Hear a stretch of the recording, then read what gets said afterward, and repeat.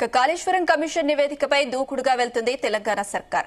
ఈ నెల 4న సోమవారం మధ్యాహ్నం తెలంగాణ మంత్రివర్గ సమావేశం జరగనుంది. నిజానికి జూలై 28నే కేబినెట్ సమావేశం జరిగింది. మళ్లీ 15 రోజులకు జరగాల్సి ఉంది. అయితే కాళేశ్వరం కమిషన్ నివేదిక ఇవ్వడంతో ప్రత్యేకంగా మంత్రివర్గ సమావేశం నిర్వహిస్తున్నారు. కాళేశ్వరం కమిషన్ నివేదికపై చర్చించి ఎలా ముందుకు వెళ్లాలన్న దానిపై చర్చించనున్నారు. మంత్రివర్గ సమావేశంలో కాళేశ్వరం కమిషన్ నివేదికపై ఏ నిర్ణయం తీసుకుంటారన్నది ఆసక్తిగా మారింది.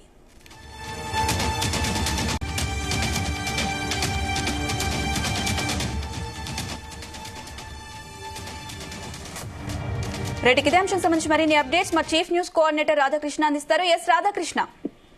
Good evening Anusha. కాళేశ్వరం ప్రాజెక్టుకు సంబంధించి కాళేశ్వరం ప్రాజెక్టులో జరిగినటువంటి అవకతవకల ఆరోపణల పైన సంబంధించి ఇప్పటికే ప్రభుత్వానికి జస్టిస్ పినాకిని ఘోష్ తుది నివేదిక సమర్పించబడడం జరిగింది. సో ఆ నివేదిక సంబంధించి దాదాపుగా 650 పేజీలుగా ఉన్నటువంటి నివేదికను జస్టిస్ పినాకిని ఘోష్ దాదాపు 15 నెలల పాటు అందరి 119 మందికి పైగా అందరిని విచారించి ఒక నివేదిక సిద్ధం చేశారు. సో ఈ నివేదిక ప్రభుత్వానికి చేరడంతో తదుపరి దాన్ని చాలా ప్రభుత్వం కూడా చాలా ప్రతిష్టాత్మకంగా తీసుకుని సీరియస్ గా తీసుకుంది. కాళేశ్వరం ప్రాజెక్టు వ్యవహారంలో నిజంగానే ఆ నివేదికలో ఏముంది, అవకతవకలు జరిగాయా అనే దానిపైన ప్రత్యేకంగా కేబినెట్ సమావేశాన్ని కూడా ఏర్పాటు చేస్తుంది. సో ఇప్పటికే వారం రోజుల క్రితం అంటే 28వ తేదీన కేబినెట్ భేటీ జరిగింది. ఇది జరిగి 3 రోజులు కాలేదు. మళ్ళీ కేబినెట్ అంటే వారం రోజుల వ్యవధిలో రెండోసారి కూడా మరోసారి కేబినెట్ భేటీ కావడంతో ఇప్పుడు సంచలనంగా మారింది. ఈ కేబినెట్ భేటీలో అంటే సోమవారం రోజు జరిగినటువంటి సోమవారం మధ్యాహ్నం సీఎం రేవంత్ రెడ్డి అధ్యక్షతన జరిగేటువంటి కేబినెట్ భేటీలో కాళేశ్వరం సంబంధించి వచ్చినటువంటి తుది నివేదిక పైనే కేబినెట్ ఆ యొక్క నివేదికకి సంబంధించి మొత్తం ఉన్నటువంటి 650 పేజీలుగా ఉన్నటువంటి నివేదికను సింప్లిఫై అంటే దాంట్లో ఉన్నటువంటి కీలక అంశాలు ప్రధాన అంశాలను చేయడానికి ఒక కమిటీని కూడా ఏర్పాటు చేసింది. సో కమిటీలో ఇప్పటికే సాగునీటి నీటి పారుదల శాఖకు సంబంధించినటువంటి విభాగం నుంచి అదేవిధంగా జిఏడి నుంచి మొత్తంగా కూడా దాంట్లో కమిటీ సభ్యులుగా ఉన్నారు. సో తుది ఉన్నటువంటి ప్రధానంగా కీలక అంశాలను అంతా కూడా సింప్లిఫై చేస్తూ కేబినెట్ కు అందించే అవకాశం ఉంది. కేబినెట్ భేటీలో ఇదే చర్చ జరగబోతోంది. సో నెక్స్ట్ ఈ తుది నివేదిక ఆధారంగా ఏం చేయాల్సి వస్తుంది కాళేశ్వరం ప్రాజెక్టు సంబంధించి, ఒకటి కాళేశ్వరం ప్రాజెక్టుకు సంబంధించి భవిష్యత్తులో ఏం చేయబోతోంది, కాళేశ్వరం ప్రాజెక్టు భవితవ్యం ఎలా ఉండబోతోంది అనేది ఒకటి కేబినెట్ భేటీలో చర్చించే అవకాశం కనబడుతోంది. అదే సందర్భంలో ఈ కాళేశ్వరం ప్రాజెక్టులు నిజంగానే అక్రమాలు జరిగాయా, అక్రమాలు జరిగితే దానికి బాధ్యులు ఎవరు, ఒకవేళ బాధ్యులపై ఎలాంటి చట్టపరంగా ఎలాంటి నిర్ణయాలు తీసుకుంటే బాగుంటుంది అనేది ఏ విధంగా ముందుకెళ్లడానికి తీసుకునే అవకాశం కనబడుతుంది. అదే సందర్భంలో ఇప్పటి వరకు కాళేశ్వరం ప్రాజెక్టుకి సంబంధించి ఎంతవరకు మనం మొత్తంగా కూడా 93,000 కోట్ల పైగా నిధులు వెచ్చించారు, డబ్బులు వెచ్చించారని తెలుస్తోంది కదా. అంతే జరిగిందా, ఎంతవరకు నిజంగానే అంతగానం పెట్టాం కాబట్టి అంత పెద్ద ఎత్తున 93,000 కోట్ల డబ్బు పెట్టాం కాబట్టి నిధులు కేటాయించాం కాబట్టి ఎంతవరకు ఈ ప్రాజెక్టుకు లబ్ధి చేకూర్చింది అనే అంశాలకు సంబంధించి కూడా చర్చించే అవకాశం కనబడుతోంది. ఓవరాల్ గా కాళేశ్వరం ప్రాజెక్టుకు సంబంధించి ఇప్పుడు తుది నివేదిక పైన సోమవారం రోజు మధ్యాహ్నం 2 గంటలకు జరిగే కేబినెట్ మాత్రం రాజకీయ వర్గాల్లో ఒక సంచలనంగా మారే అవకాశం కనబడుతూ ఉంది.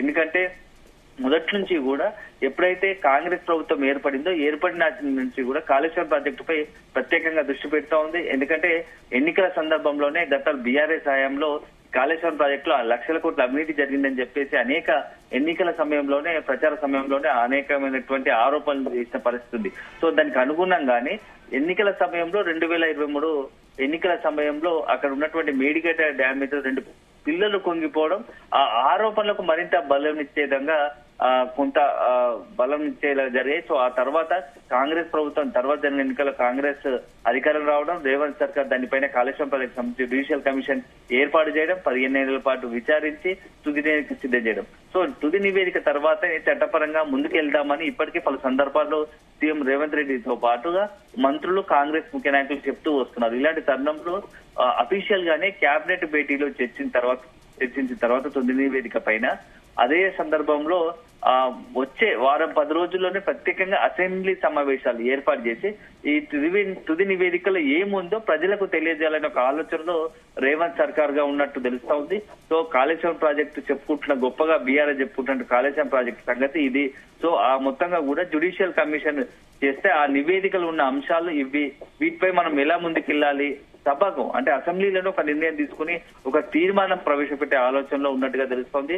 దానికి అనుగుణంగానే కేబినెట్ పెట్టిన తర్వాత ప్రత్యేక అసెంబ్లీ సమావేశాలు ఏర్పాటు చేసి ఈ యొక్క తుది నివేదిక పైన చర్చించి ఆ తర్వాత అసలు నిజంగానే కాళేశ్వరం ప్రాజెక్టు లో అవకతవకలు జరిగాయా నిజంగా, లేదంటే కాళేశ్వరం ప్రాజెక్టు లబ్ధి చేకూరిందా, ఈ యొక్క మేడిగడ్డ డ్యామేజ్ వల్ల దాన్ని రిపేర్ చేయగలుగుతామా, భవిష్యత్తులో దీన్ని మనగడలోకి తీసుకెళ్తామా, లేదంటే ప్రాజెక్టు రీడిజైన్ వల్ల ఇంత పొరపాట్లు జరిగాయా, ఎందుకు ఇంత హడావిడిగా చేయడం వల్లే ప్రాజెక్ట్ లో ఇట్లా మేడిగడ్డ డ్యామేజ్ బ్యారేజ్ దెబ్బతిందా, లేకుంటే కేవలం నిర్మాణ లోపాలు ఉన్నాయి, ఎందుకు ఇంత డ్యామేజ్ కావడం, అదే విధంగా మొత్తంగా ఓవరాల్ ప్రాజెక్టు పరిస్థితి ఏంది, భవిష్యత్తులో దీనికి సరిదిద్దాలంటే ఏం చేయాలి, నిపుణులు ఏం చెప్పారనే దానిపైన ఈ అంశాలన్నిటినీ కూడా ఈ నివేదికలు సిద్ధం చేసిన నేపథ్యంలో ఇప్పుడు అందరి దృష్టి అంతా కూడా కేసీఆర్, హరీష్ రావు పైనే ఉన్నట్టుగా తెలుస్తోంది. ఎందుకంటే మొత్తంగా కూడా ఈ ప్రాజెక్టు సంబంధించి కేసీఆర్ అన్ని తానే చూసుకున్నాడు, కర్మ క్రియ అని చెప్పేసి మొదటి నుంచి కూడా ఒక వాదన ఉంది.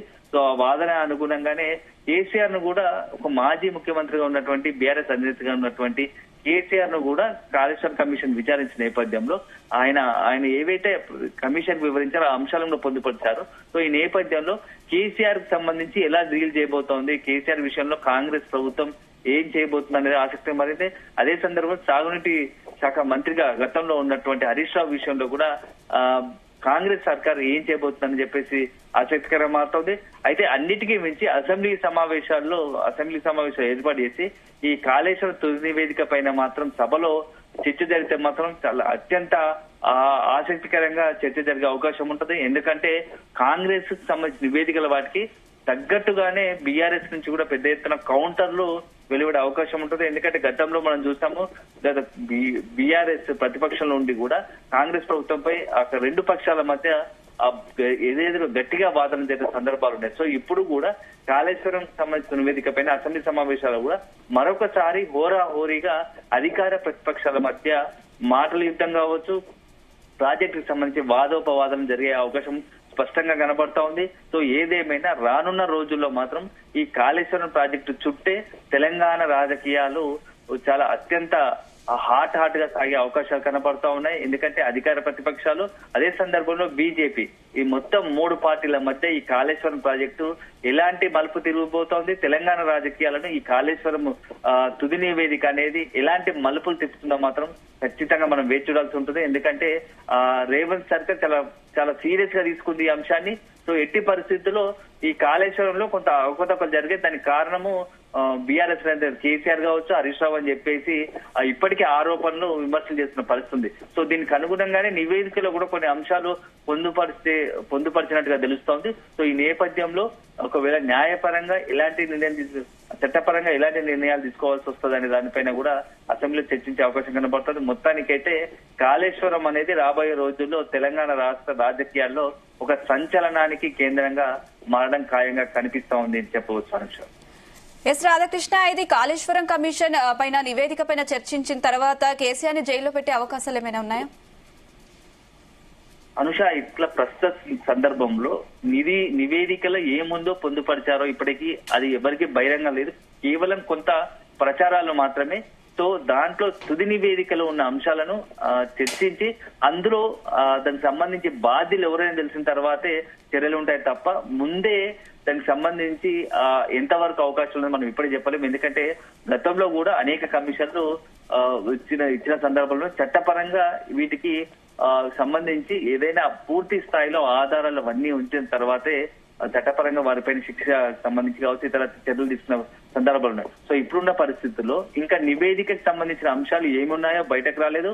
అదే సందర్భంలో కేవలం ఇప్పటికి ప్రస్తుతానికి మనకు వస్తున్నటువంటి ఏంటంటే కాంగ్రెస్ పార్టీ తరఫున అధికార పక్షం కాకుండా పార్టీ పరంగా ప్రభుత్వ పరంగా కాకుండా పార్టీ పరంగా కొంత విమర్శలు ఆరోపణలు వస్తున్నాయి. సో అంతా కేసీఆర్ చేశాడని చెప్పి ఆరోపణలు ఉన్నప్పటికీ అసలు జస్టిస్ పినాకిని ఘోష్ తన నివేదికలో ఏం చెప్పాడు అనేది ఇప్పుడు కీలకంగా మారబోతోంది. సో ఆ నివేదికను కూడా మొత్తంగా కూడా ఇప్పుడు సింప్లిఫై అంటే ఉన్న ప్రధాన అంశాల్లో ఇంపార్టెంట్ మొత్తంగా 650 పేజీలో పెద్ద పూర్తి స్థాయిలో నివేదిక ఇచ్చిన నేపథ్యంలో దాంట్లో ఉన్నటువంటి కీలకమైన ప్రధాన అంశాలను ఇప్పుడు ఒడవసే ప్రయత్నం జరుగుతుంది. సో దాంట్లో కేబినెట్ లో చర్చించిన తర్వాత అసెంబ్లీ అసెంబ్లీ చర్చించిన తర్వాత నిజంగానే ఎవరిదైనా పాత్ర ఉంటే ఎవరిదైనా ఈ మొత్తంగా కూడా ఈ వ్యవహారంలో అవకతవకలు పాల్పడినటువంటి సాక్ష్యాలు గాని రుజువులు గాని ఉంటే అప్పుడు చట్టపరంగా ముందుకు వెళ్లే అవకాశం కనబడతా ఉంటది. Anusha. Right Radhakrishna, thank you.